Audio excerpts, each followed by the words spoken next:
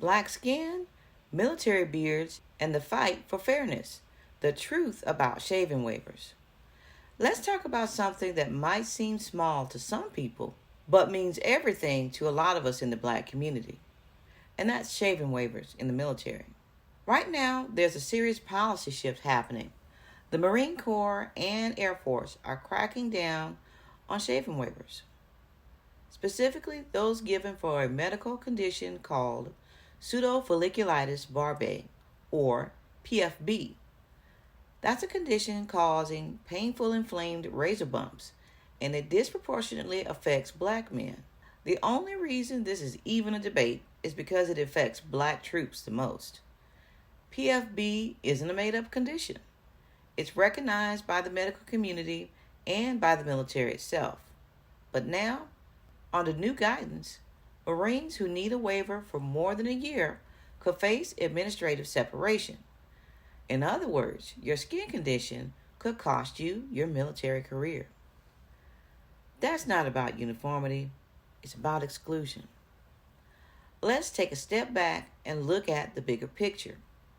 For generations, black men and women have served this country, fighting wars, defending freedoms, and making sacrifices while being told to shrink themselves and fit into a mold never really designed for them.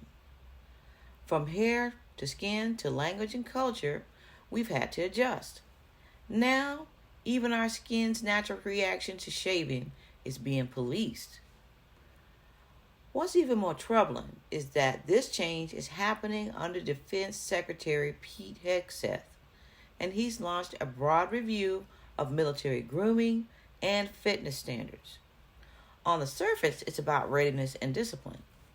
But for many of us, it feels like a coded push towards returning to the old military, a time in which diversity was an afterthought and not a goal. And let's not ignore the racial undertone here, because when black troops asked for an accommodation based on a medical issue, suddenly it seemed it's lowering standards.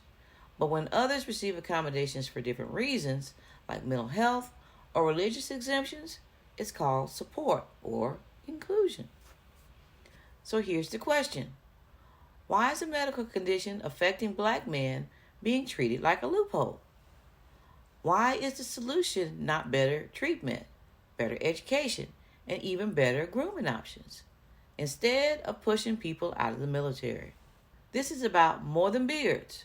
It's about equality, dignity, and the right to serve without having harm yourself just to look the part.